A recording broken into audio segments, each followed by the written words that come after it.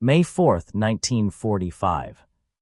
The Elbe River moved slowly under a sky the color of ash. Where the Tangermoon Bridge had once stood proud, only a warped skeleton of iron and broken stone remained. The air hung heavy with the metallic scent of twisted steel, smoke, and the quiet murmur of thousands.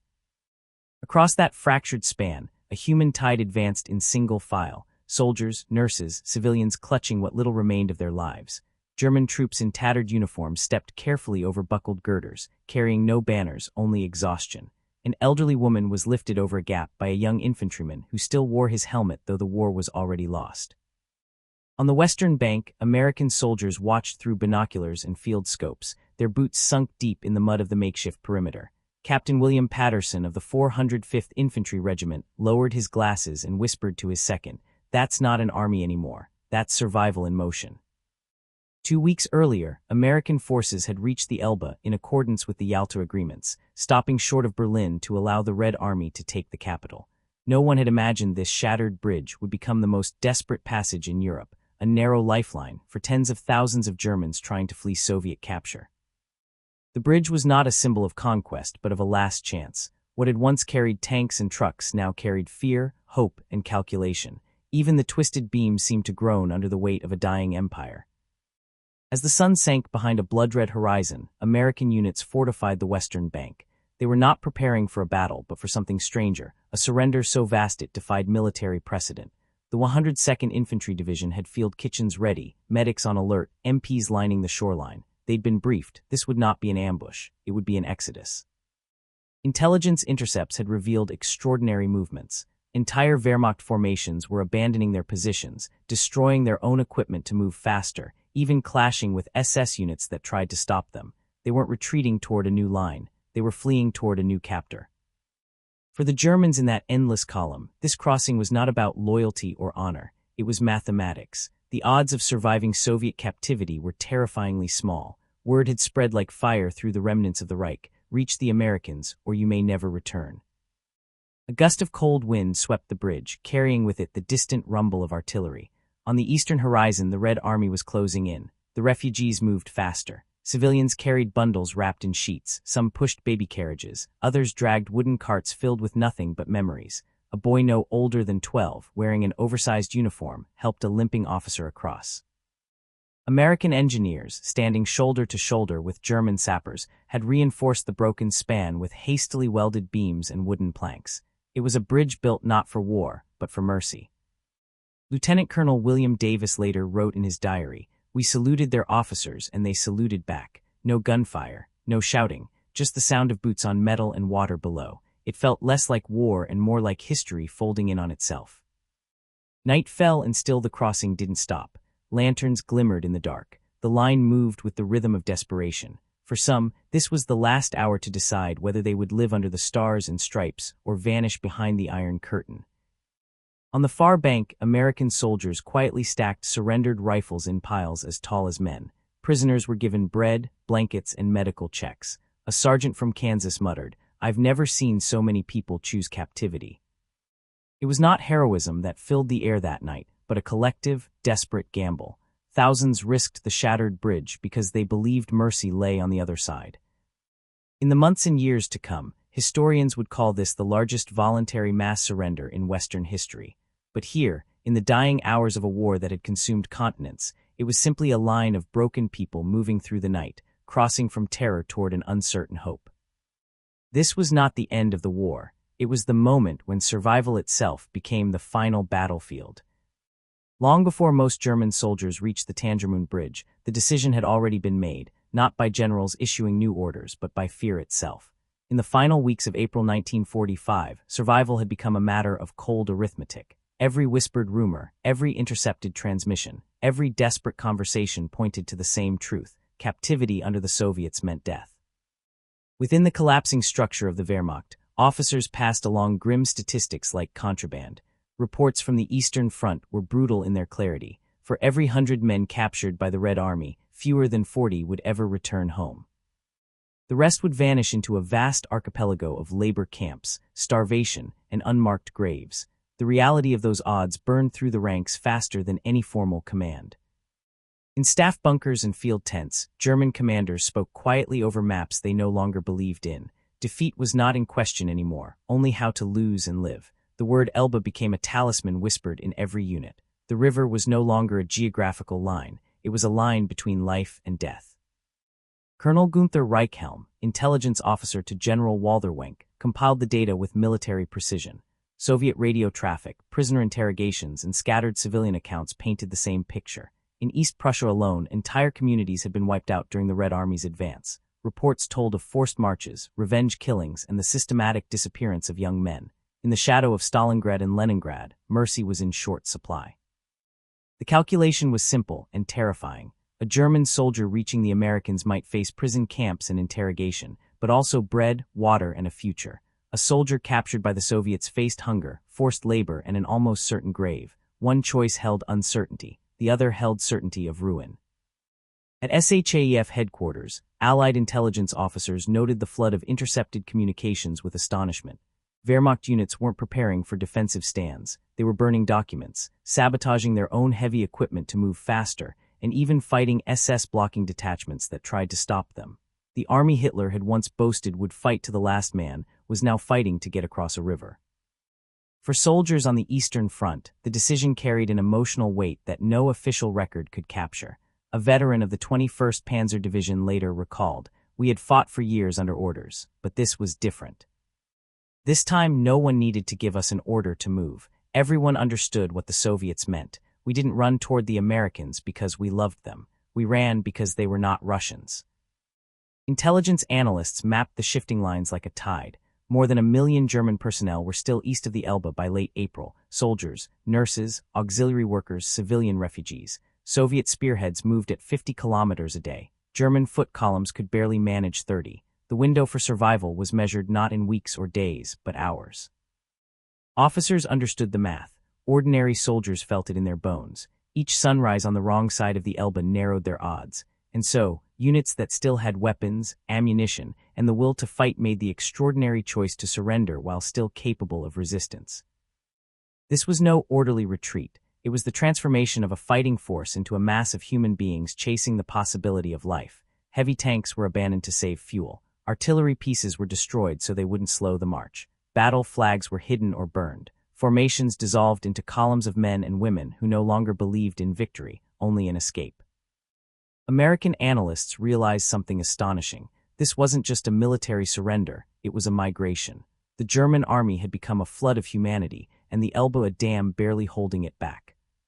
The calculation also reached civilians. Women and children fleeing Silesia, Pomerania, and East Prussia traveled on foot or with horse carts, their faces hollow from weeks of hunger. They followed the same whispered rumor that soldiers clung to: the Americans feed their prisoners. In a war where mercy had been a rarity, that single line meant everything. By late April, even senior German staff had abandoned illusions. Field Marshal Wilhelm Keitel's final directive, captured after the war, contained a single underlined order: maximum German forces must reach Western Allied lines before Soviet encirclement completes. It was not a military plan. It was an escape plan written in official ink. The decision rippled through units in unpredictable ways. Some regiments broke apart entirely, each man finding his own way west. Others marched in silent columns, discipline reduced to a skeletal structure of habit. And behind them, like a storm, came the Soviets, advancing fast, merciless, unstoppable.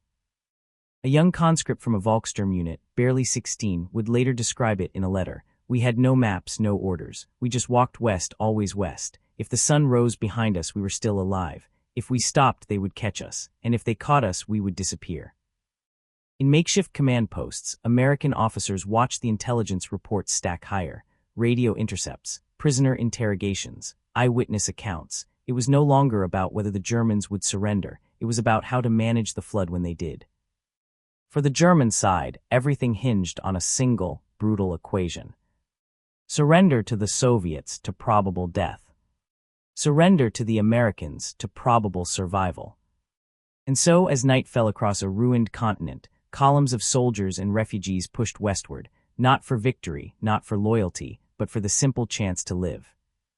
The war had started with grand strategy, ideology, and steel. It was ending with desperate arithmetic. In the final days of April 1945, the German army ceased to behave like an army. It did not break all at once. It dissolved slowly, like ice under a rising sun, first at the edges, then in the center, until nothing remained but fragments moving west. The Wehrmacht, once hailed as the most disciplined fighting machine in Europe, became a river of men in tattered uniforms walking with heads down and weapons slung loosely, not toward the front, but away from it. Tank units left their armored beasts behind, artillery batteries fired their last shells not in defense but to buy time to flee, and communication networks that once stretched across continents shrank to rumors carried mouth to mouth. It began with silence at the top. Orders still came from Berlin, but they no longer inspired fear, only exhaustion. Hitler's commands to fight to the last man sounded like a voice echoing through a hollow shell. Even SS officers, once embodiments of unshakable loyalty, looked over their shoulders toward the west.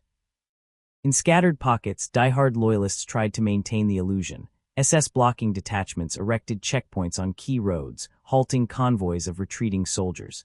Back to the front, they shouted, but most men had already chosen their direction. Many simply ignored the orders and kept walking. Some fought their way through, others were shot on the roadside. For the men marching, discipline was no longer about ranks and flags.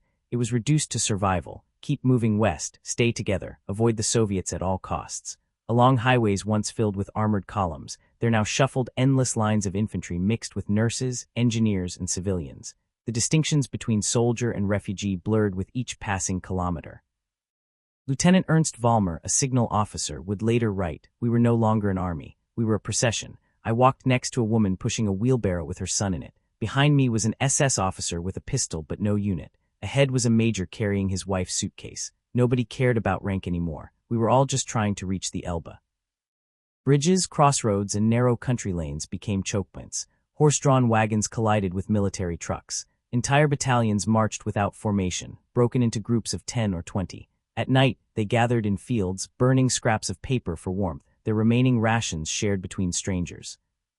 Meanwhile, the Red Army moved closer each hour. Soviet tank columns advanced with methodical speed, cutting off roads, burning villages, and striking retreating columns. The German rearguard no longer had the strength to hold them back. Every night, the glow of the front came a little nearer. Among the collapsing formations, fear became a living thing, unspoken but always present. Veterans knew what capture meant. Stories of the Eastern Front were not propaganda, they were scars. Everyone had heard of the columns from East Prussia that never returned, of soldiers disappearing into mines and forests in Siberia, of the women who walked and never came back. This fear drove people forward faster than orders ever could. Even well-equipped units abandoned heavy weapons. Tiger tanks, once symbols of invincibility, stood rusting in ditches, their crews gone. Mortars, radios, and ammunition were thrown into rivers or buried along the roadside. The weight of war was cast off piece by piece, leaving only human beings behind. American intelligence units listening to German communications noted the strange language shift. No more talk of counterattacks, of holding lines. Instead, coded transmissions spoke of bridges, roads, and crossings. Tangermoon priority, one intercepted message read, "All units west, do not stop." In some towns, Volkssturm militia, boys of 14 and men of 60, stood at intersections holding ancient rifles. They had been drafted into Hitler's last fantasy of total resistance. Most were ignored. Some joined the marchers themselves after throwing away their weapons. The German high command could no longer pretend to control anything. Field reports stopped arriving. Units vanished from maps. Command posts received nothing but static. Even Luftwaffe ground crews, stranded without planes, began their trek west on foot. The Reich was collapsing not in a blaze of heroic final stands, but in quiet, relentless disintegration. 1,000,000 men were walking toward a single river. For the civilians trapped between two armies, the military retreat offered both cover and danger. Women pushed carts with blankets and bread crusts, walking beside armed men who no longer fought for anyone. Nurses led patients in wheelchairs over cobblestones. Farmers abandoned their homes with only what they could carry. Occasionally, SS loyalists opened fire on deserters, trying to enforce an obedience that no longer existed. But these incidents became fewer as even the enforcers saw the tide. The dream of a 1,000-year Reich had shrunk to a single thought shared by millions: get to the Americans before the Russians get to us. Captain Helmut Kruger of the 12th Army later recalled, "You could feel the panic like a vibration under your feet. No orders, no speeches, just movement. It was the quietest collapse imaginable. As April gave way to May, the roads became clogged beyond comprehension. Motorcycles, bicycles, wagons, soldiers, old men, children, nurses, even military bands carrying instruments, everyone moved together in one direction. It was no longer an organized retreat, it was an exodus. On the western bank of the Elbe, American units prepared without knowing exactly how enormous the flood would be. Behind the Germans, the Red Army's vanguard was closing in, its artillery thundering in the distance like an approaching storm. The Wehrmacht had entered the war as a war machine. It was ending the war as a crowd. In the collapsing ruins of Hitler's empire, one man's choice would alter the fate of hundreds of thousands. General Walther Wenck, commander of the German 12th Army, stood in a dimly lit command post near Belzig on April 20, 1945. Around him, officers waited for an order that could either condemn their men or save them. The telephone line to Berlin still crackled with Hitler's directives. The Führer demanded the impossible. Wenck's forces were to launch an attack toward Berlin, break through Soviet lines, and relieve the capital. Wenck understood this was suicide. His army, a patchwork of exhausted regulars, barely trained Volkssturm, and scattered armored remnants, was in no shape to break anything, least of all the Soviet ring tightening around Berlin like an iron fist. But he also understood something Hitler did not. His men still had one last mission left, just not the one written in the Führer's fantasies. He rose from the table and looked at the faces of his staff, young officers, veterans, men who had served through 6 years of war. "Comrades," he said quietly, "Berlin is lost. We will not march into a furnace. Our duty is to the living, not to the ruins of a dead idea. We march west. We open a corridor to the Americans." There was no applause, no cheering, only silence. But in that silence lay something powerful, the first honest acceptance that the war was over. Wenck's decision wasn't born of rebellion. It was calculation, forged in the cold logic of survival. His intelligence officer, Colonel Reichhelm, had shown him the numbers. 300,000 civilians had already perished during the Soviet advance in East Prussia alone. The Red Army's vengeance was relentless, fueled by years of suffering. Wenck understood that if his army stayed where it was, they would be swallowed whole. If they marched west, there was at least a chance. He ordered his divisions to pivot, not toward Berlin, but toward the Elbe River. The goal was no longer victory, but escape. More than 100,000 soldiers under his command, along with countless civilians, would move as a shielded column westward. Wenck's 12th Army became something unprecedented in modern war, a fighting force dedicated not to conquest, not to defense, but to the evacuation of its own people. His units engaged the Soviets not to win battles, but to buy time. Artillery batteries opened fire to hold crossroads long enough for convoys of refugees to pass. Tanks that had once rolled toward Moscow now positioned themselves defensively, protecting columns of mothers, wounded soldiers, and children. One officer recalled years later, "For the first time, we were fighting for something that felt real, not Hitler, not the Reich, just the lives around us." The defiance spread quietly. Other German formations, seeing Wenck's troops moving west instead of toward Berlin, began to follow. Rumors moved faster than orders. Wenck was opening a way to the Americans. For tens of thousands trapped east of the Elbe, that single piece of information became hope. But Wenck's decision was not without cost. SS command considered it betrayal. Fanatical units loyal to Hitler attempted to block Wenck's movements. In skirmishes across central Germany, the 12th Army fought not just the Soviets but fellow Germans intent on forcing them to obey suicidal commands. Despite this, the corridor held. In the first days of May, Wenck's forces secured a 40-kilometer route toward Tangermund. Along this lifeline poured not only soldiers but entire communities, military hospitals, Luftwaffe ground crews, auxiliary staff, and columns of refugees stretching as far as the eye could see. Wenck made a habit of visiting his front lines personally. Officers remembered him walking among teenage Volkssturm recruits and elderly men, speaking quietly rather than barking orders. "Hold the line a little longer," he would say. "Not for the Reich, for the people behind you." Those words, simple and unadorned, carried more weight than any speech about Hitler's dreams ever had. For many soldiers, they gave meaning to a war that had long since lost all sense. Under constant pressure, Wenck's troops pulled off something extraordinary. They delayed multiple Soviet thrusts with minimal resources, maneuvering just enough to keep the corridor open. Bridges were secured, chokepoints defended, medical convoys organized. It was a masterpiece of operational control, not to win, but to save. To the west, American officers began receiving reports of massive German columns moving toward their lines, not in combat formation, but in organized surrender. It was Wenck's work.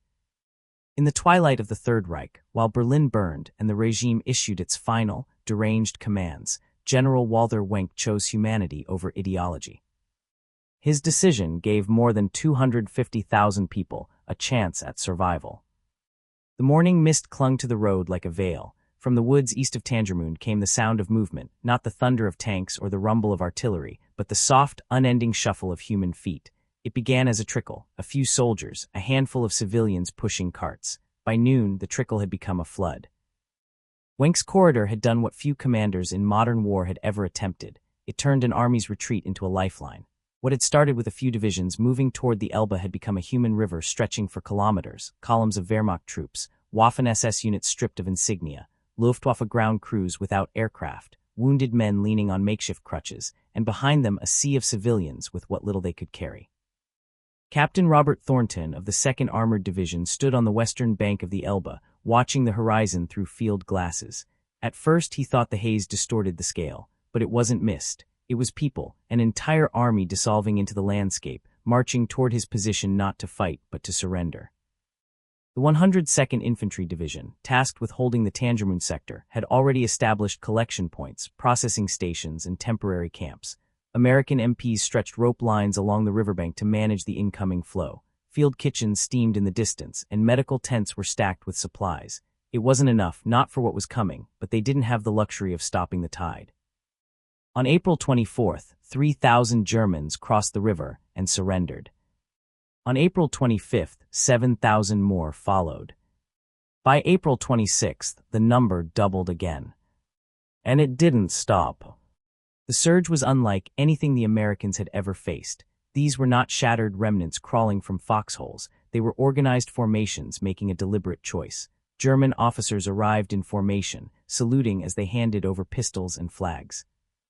Some brought their entire regimental staffs. Others carried typewriters, medical ledgers, even musical instruments from regimental bands. It was a surrender with military precision, wrapped in desperation. One American sergeant later wrote, "They came as soldiers, but you could see it in their eyes. They were already prisoners long before they crossed the river." Among the flood were faces that didn't fit the image of a beaten army. Teenage boys in oversized uniforms, old men in Volkssturm armbands, Luftwaffe mechanics with grease still on their hands, nurses carrying bandaged patients on stretchers. Even some SS officers came in full dress, their medals tucked under coats but their posture rigid. Not all were welcomed with open arms. American soldiers, many of whom had spent years fighting this enemy, had to put aside everything they felt and process them according to the Geneva Convention. There was no room for vengeance here, only order. On the eastern bank, German military police attempted to keep some semblance of control, directing traffic through Wenck's corridor. On the western bank, American MPs mirrored them, shouting through megaphones and guiding people towards sorting areas.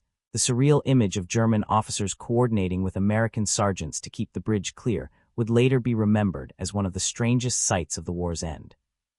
Lieutenant Colonel William Davis of the 102nd would later describe it in his diary. "They saluted us, and we saluted them back. Our engineers handed theirs wooden planks to reinforce the bridge. It wasn't war anymore. It was an evacuation." The logistics strained even American supply might. A single division carried enough food for 15,000 men for 7 days. By early May, they were feeding 4 times that number daily. Emergency convoys raced in from depots behind the line, and C-47 transport aircraft dropped additional supplies by parachute. Even so, rations were cut and stretched thin. Processing was a nightmare. Each surrendering soldier was supposed to be documented, medically screened, deloused, and classified. At the peak, 20,000 people crossed daily. It was impossible to keep up. Colonel Benjamin Thompson, Chief of Staff for XVII Airborne Corps, issued a blunt order: forget the paperwork. Feed them, keep them alive, the rest can wait. For the Germans, stepping onto the western bank felt like stepping into another world. After months or years of frontline service, starvation, and fear, they were handed bread and blankets instead of bullets. Some cried when they realized they'd made it. Others simply collapsed from exhaustion, lying in the mud, faces turned toward the sky in silent disbelief.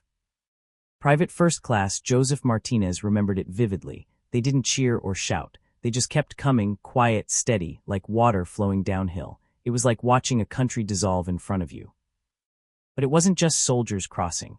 Families wove through the lines, mothers clutching infants, children gripping makeshift toys, elderly men leaning on canes. Civilians who had fled ahead of the Red Army were swept into Wenck's corridor and carried west. Some had walked for weeks, living on crusts of bread. Many would never know the names of those who helped them across. The bridge itself became a character in the story. What remained of the Tangermoon structure creaked and groaned under the weight.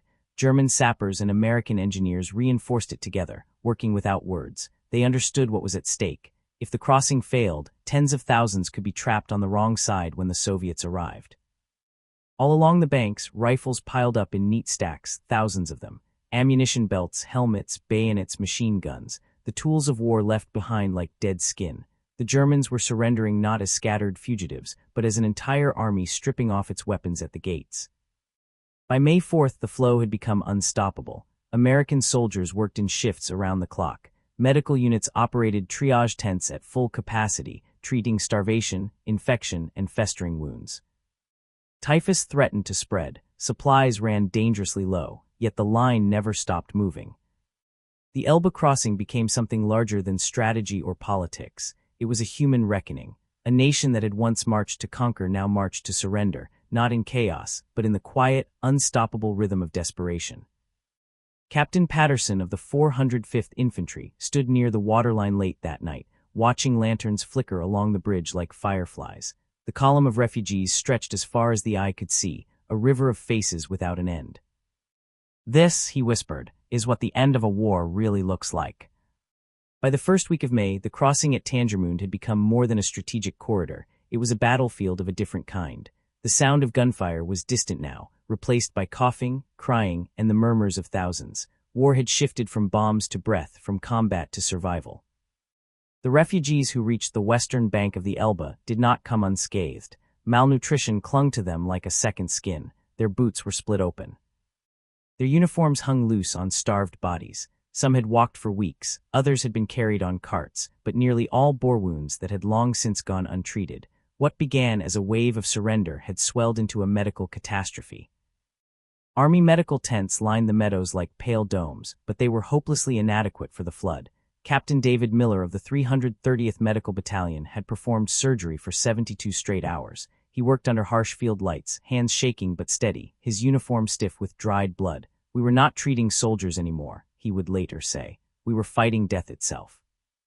Typhus, spread by lice, moved silently through the mass of humanity. Children lay in rows, eyes sunken and skin hot with fever. Nurses stripped uniforms, shaved heads, burned clothing, and sprayed disinfectant by the barrel. It was a race against an invisible enemy. Behind the medical tents, rows of stretchers extended into the fields like a second front. Doctors triaged not by rank or nationality, but by survival odds. A woman from the Luftwaffe auxiliary clutched the hand of a wounded boy no older than 15. "His leg was gangrenous," she whispered, "just hold on," though both of them knew the field hospital was already overrun. American medical officers had never faced anything on this scale. In combat, they treated hundreds. Here, they faced tens of thousands. Each day brought new faces, hollow-eyed, filthy, and trembling, not just from wounds but from the shock of surviving the long retreat.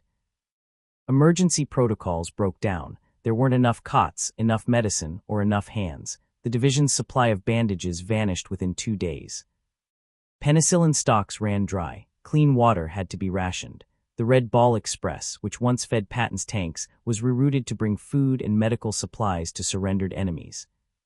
Private John Kearns remembered one night vividly. A young German nurse staggered toward the tents, pushing a wheelbarrow with a blanket-wrapped bundle. It wasn't supplies. It was a child barely breathing.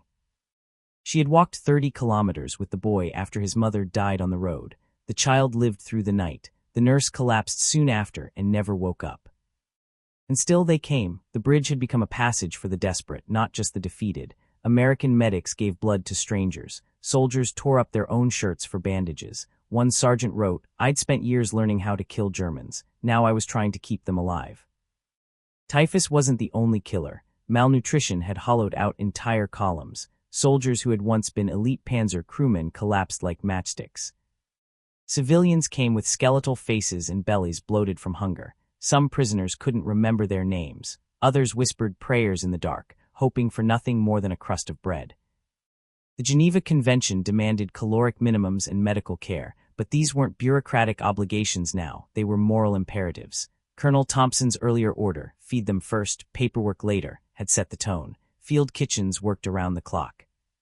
Stew pots boiled over wood fires. American soldiers carried buckets of water and ladles of soup, sometimes to the same men who had fired on them weeks earlier. In the quarantine tent, the smell was sharp and unforgettable. Blood, disinfectant, and death. Rows of feverish men twitched in their sleep. Some cried for mothers. Others said nothing at all. A doctor would later write, "The war had broken their bodies long before we saw them. We were only witnesses to its aftermath." And yet amid this collapse, small acts of mercy echoed louder than gunfire ever could.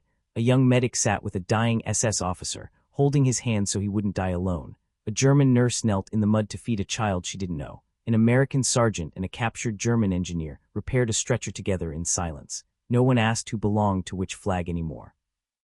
Even the soldiers assigned to guard the prisoners found themselves overwhelmed by what they saw. Master Sergeant Patterson, who had supervised the Western approach to the crossing, wrote in his diary, "It wasn't an army surrendering, it was humanity unraveling." By May 5th, the crossing site had transformed into one of the largest ad hoc medical operations of the European War. Mobile surgical units treated thousands, yet the death toll rose by the hour. Corpsmen dug shallow graves in the soft earth behind the lines.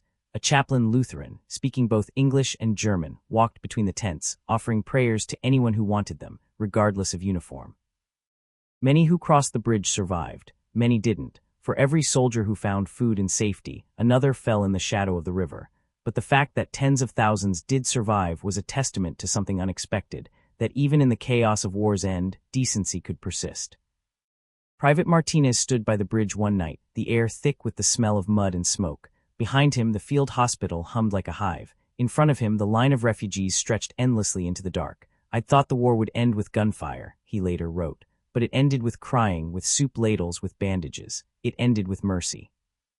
The Tangermoon crossing was no longer just a symbol of surrender. It was a field hospital for a dying army and a fleeing nation, a place where war's machinery met its human cost. While tens of thousands streamed westward across the broken Tangermoon bridge, far from the mud and misery, war rooms in northern Germany buzzed with a different kind of urgency. Around polished tables, and under the harsh glare of situation lamps, men in uniforms and medals debated what mercy should look like at the end of a war that had devoured millions. The Yalta agreements were clear. German forces must surrender to all Allied powers, not selectively to one. The Soviets expected prisoners, territory, and vengeance. But Eisenhower and Montgomery now faced a reality that no piece of paper had predicted, a flood of humanity choosing surrender not because of political allegiance, but to survive. On May 4, 1945, Admiral Hans-Georg von Friedberg arrived at Field Marshal Bernard Montgomery's headquarters under a white flag. His convoy was immaculate. Polished staff cars, crisp uniforms, faces stretched tight with exhaustion and calculation. Friedberg represented what remained of the German high command in the Northwest. His request was blunt: the immediate surrender of all German forces in northern Germany, Denmark, and the Netherlands, but only to the Western Allies. Montgomery listened without a flicker of emotion. He knew what Friedberg wasn't saying aloud. They were desperate to escape Soviet captivity, and he also knew his own hands were tied. Yalta was a chain around every Allied officer's wrist. "I can accept only unconditional surrender to all Allied forces," Montgomery finally said. "No separate deals."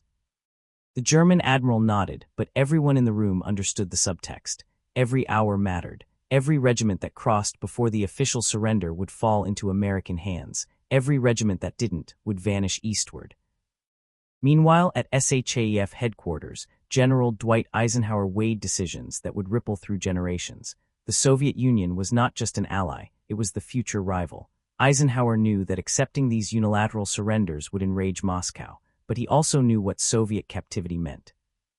Reports had already reached his desk: intelligence intercepts, testimonies, photographs, prisoners vanishing into Siberia, columns of men dying on forced marches. If Eisenhower closed the crossings, hundreds of thousands would be condemned to that fate.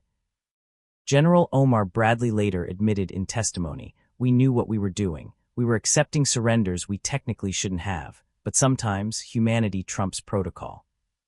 Orders were issued quietly, with the precision of a chess move. American units were to keep the crossings open. Documentation could be handled later, and while Montgomery gave Moscow the language of cooperation, Eisenhower gave Wenck's refugees time. That time had an expiration date. On May 7 at 02:41 hours, General Alfred Jodl signed Germany's unconditional surrender in Reims. The ceasefire would take effect at 23:01 hours on May 8. The countdown began. For the Germans trapped east of the Elbe, the deadline was a line between two worlds. Those who crossed before midnight on May 8 would be processed by American forces. Those who arrived after would be handed to the Soviets under inter-allied agreements. It was the most desperate race of the war. On the ground, soldiers felt the tension as much as generals did. Major James Morrison of the 102nd Infantry wrote, "We could see them coming in waves, some barely walking. They weren't racing toward us, they were racing away from something else." Even as Soviet artillery began to probe near the crossing, American officers refused to close the bridge. Officially, they were maintaining orderly processing of prisoners. Unofficially, they were shielding desperate people from a different fate. The Soviets knew what was happening. Their mechanized spearheads were approaching Tangermund fast, and their political officers were already sending demands. The Americans, bound by the clock, quietly reinforced their perimeter. For the first time since the alliance was forged, the front line carried a different kind of tension, not between enemies but between victors. As May 8 approached, the bridge became a living hourglass. Every wagon, every cart, every stumbling soldier was a grain of sand slipping away before the ceasefire. Refugees whispered rumors. The gate will close at midnight. Officers burned unit rosters to move faster. Soldiers discarded heavy weapons to run. Civilians abandoned belongings on the road like shed skin.